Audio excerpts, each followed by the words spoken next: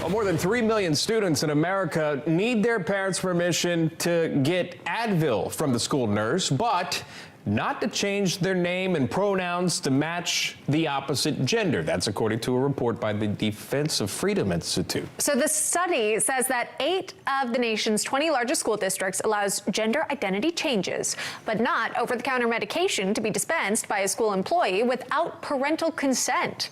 Angela Morabito is the former press secretary for the Department of Education in the Trump administration. Erika Sanzi is the director of outreach for Parents Defending Education. Ladies, welcome. Angela, let me start with you. I know you looked into this investigation. You said you found 25 districts where some or all of the students are allowed to change their names and their pronouns. Parents don't need a phone call, but the real number might be higher than that. Tell us what you found.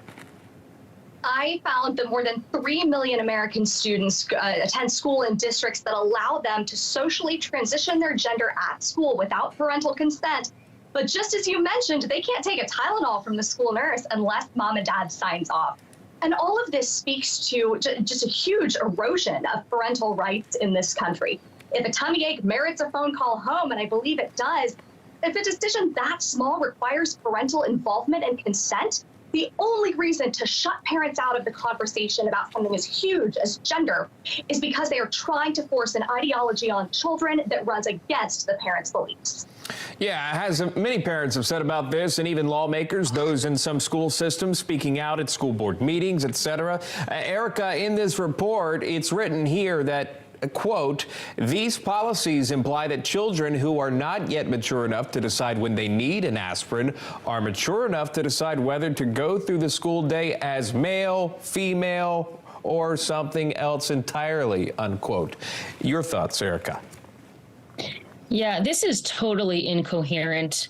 And again, we hear from parents all over the country in red states, red cities, blue cities, that this is the policy in their district. So what they found in this report, which I think is going to be shocking to people, is just the tip of the iceberg.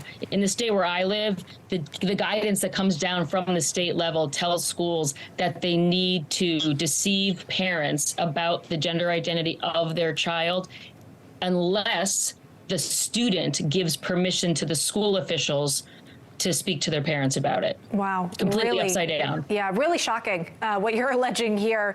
And we've heard it again from parents who just don't have that transparency with the teachers in the classroom. Keep in mind, it's hours in a day that you've got teachers in a classroom with students that they could share this really vital information. Appreciate you both coming on. Angela Morabito, Erika Sanzi, thanks so much.